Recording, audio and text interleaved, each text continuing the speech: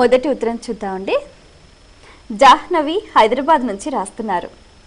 శాలిగ్రామాలను విష్ణు స్వరూపమని ఎందుకంటారు, తెలియచేయగలరు అంటూ రాస్తున్నారు.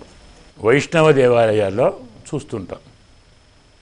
హయగ్రీవ, నారసింహ, గోపాల అన్ని రూపాల్లో వైష్ణవ దేవాలయాల్లో ఉన్నాయి. అలాగే అటు ఉన్నాయి. శైవపరంగా కూడా చాలా శాలిగ్రామాలు ఉన్నాయి. ఆ దేవాలయాల్లో తక్కువ, విశేషమైన ఆలయాల్లో చూస్తారు, ఇక్కడ తక్కువ చూస్తారు. శాల గ్రామం, శాలి గ్రామం మనం రెండు తీరుగా వాడుతున్నాం. శాలి న్యాయంగా అర్థంలో చాలా కొద్ది తేడా ఉంది. శాల అంటే ఆలయం కదా, గోశాల, భజనశాల కదా. ఒక నివాసం ఉండే ప్రాంతాన్ని శాల అంటారు.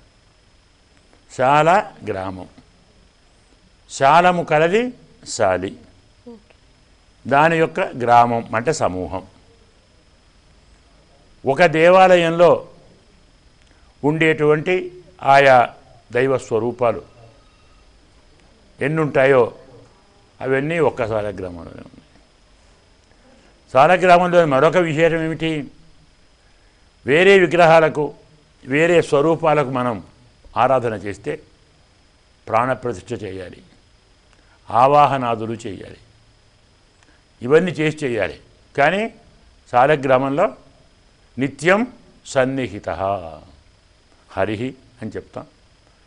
పరమాత్మ ఎప్పుడూ అందులోనే ఉంటాడు. వేరే దాంట్లో ఉండడా, మనం ఆవాహన చేస్తే వస్తాడు.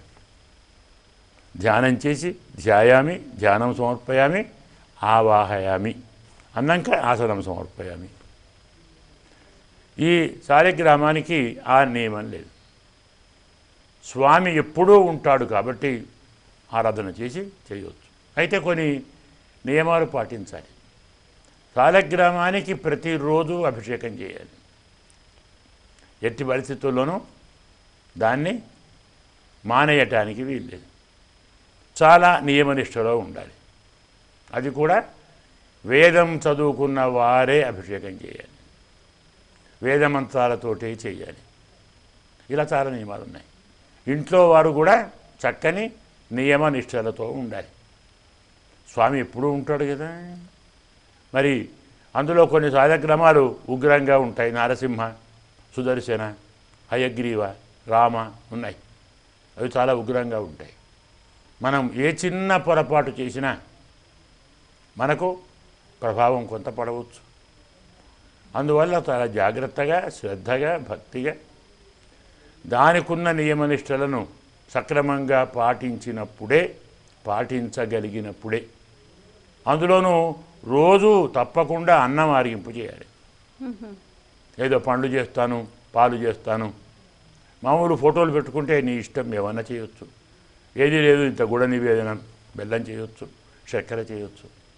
కానీ ఎప్పుడైతే మీరు శాలిగ్రామం పెట్టుకున్నారో తప్పకుండా అన్నం నివేదన చేయాలి.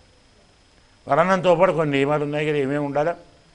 అందువల్ల శాలిగ్రామ ఆరాధనలో నియమాలు చాలా ఉన్నాయి.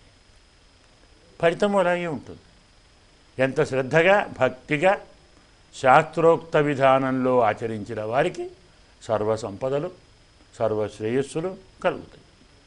మరి ఉత్తరంలో వారి సందేహం